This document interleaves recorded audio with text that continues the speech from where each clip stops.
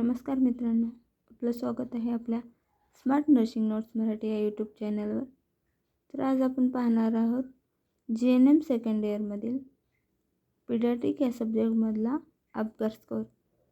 Apgar score हा एक्झाममध्ये 5 मार्क्सला विचारला जाऊ शकतो.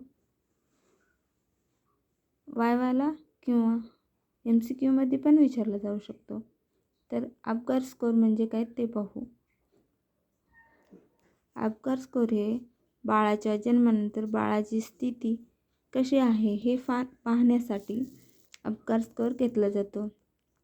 तर अपगार म्हणजे ए म्हणजे ॲपिरियन्स म्हणजे त्वचेचा रंग, म्हणजे बाळाच्या स्किनचा कलर कसा आहे यावर पाहिलं जातं. स्किन ब्ल्यूइश आहे, येलोइश आहे का कशी आहे हे पाहिलं जातं. पी फॉर पल्स म्हणजे हृदयाचे ठोके, बाळाच्या हृदयाचे ठोके एका मिनिटात किती आहेत हे पाहिलं जातं. जी फॉर रिफ्लेक्स रिस्पॉन्स म्हणजे बाळ उत्तेजनाला प्रतिसाद कसं देतं ते पाहिलं जातं. ए फॉर ॲक्टिव्हिटी म्हणजे बाळाच्या स्नायूंची हालचाल, बाळ आपल्या स्नायूंची किती हालचाल करते हे असते. आर म्हणजे रेस्पिरेशन म्हणजे एका मिनिटात बाळाचं रेस्पिरेशन किती आहे हे चेक केलं जातं. तर अपगार स्कोर म्हणजे काय, म्हणजे त्याची डेफिनेशन पाहू आपण. नवजात बाळाच्या जन्मानंतर 1 मिनिट आणि 5 मिनिट बाळाची शारीरिक स्थिती तपासण्यासाठी दिला जाणारा गुणांक म्हणजे अपगार स्कोर होय.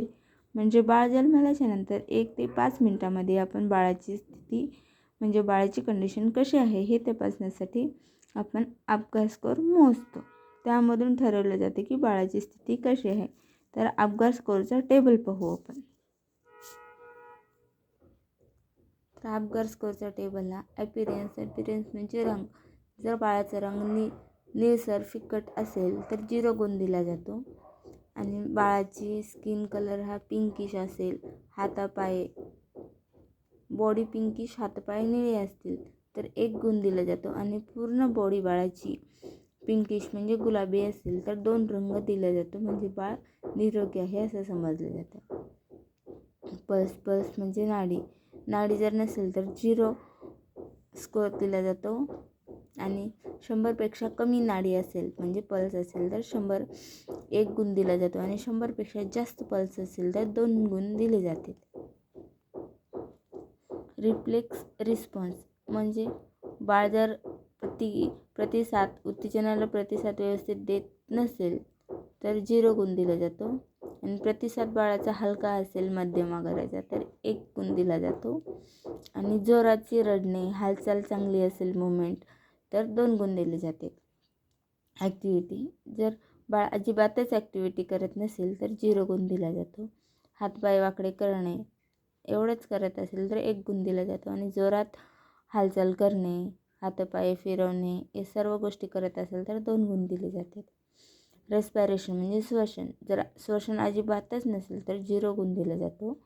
आणि श्वसन हे मंद किंवा अनियमित असेल तर 1 गुण दिले जातात. आणि बाळाचं व्यवस्थित रडणं, जर रडणं व्यवस्थित असेल तर बाळ रेस्पिरेशन व्यवस्थित घेतं, त्यामुळे 2 गुण दिले जातात. अपगार स्कोरचा अर्थ 7 ते 10 गुण जर आले म्हणजे अपगार स्कोर हा 7 ते 10 आला तर बाळाची स्थिती चांगली आहे नॉर्मलपर्यंत. 4 ते 6 आला स्कोर तर बाळाची स्थिती मध्यम मॉडरेट आहे, तर त्याला डॉक्टरांची गरज आहे, डॉक्टरांच्या सल्ल्याची.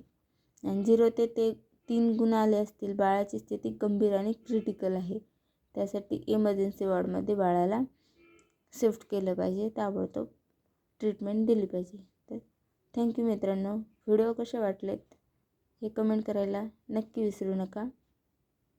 आणि व्हिडिओला लाईक आणि चॅनलला सबस्क्राईब करायला विसरू नका. थँक्यू.